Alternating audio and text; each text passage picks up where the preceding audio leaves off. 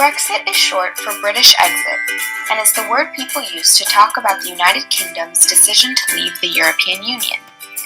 The UK joined the EU, then known as the EEC, the European Economic Community, in 1973.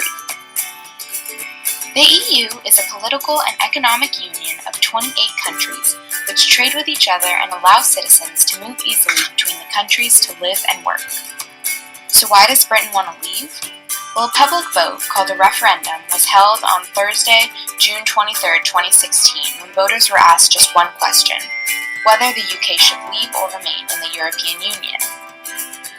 The Leave side won by nearly 52%, with 17.4 million votes to 16.1 million. For Brexiters, sovereignty was seen as a simple win and one of the most important issues. They view the EU institutions as draining power from the United Kingdom Parliament. Under EU law, Britain cannot prevent a citizen of another member state from coming to live and work in the UK. Brexiters believe that the UK needs to regain control of its borders and substantially cut the amount of immigrants able to come into the country.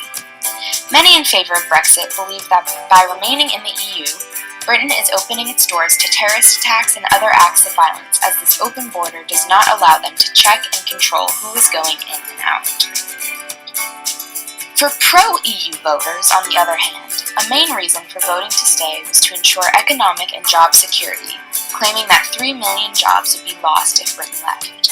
Trade is another big issue for those who wish to remain. They say that the UK would lose the benefits of free trade with neighbours and reduce its negotiating power with the rest of the world. And lastly, investment.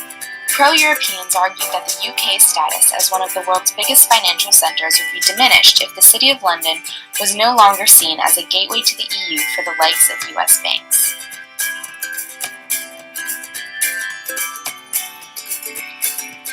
While Brexit was due to take place on 3/29/19, it has since been delayed, aiming for it to be resolved by 10/31/19. So what's happened so far? The 2016 vote was just the start. Since then, negotiations have been taking place between the UK and other EU countries. The discussions have been mainly over the divorce deal, which sets out exactly how the UK leaves, not what will happen afterwards. This deal is known as the Withdrawal Agreement.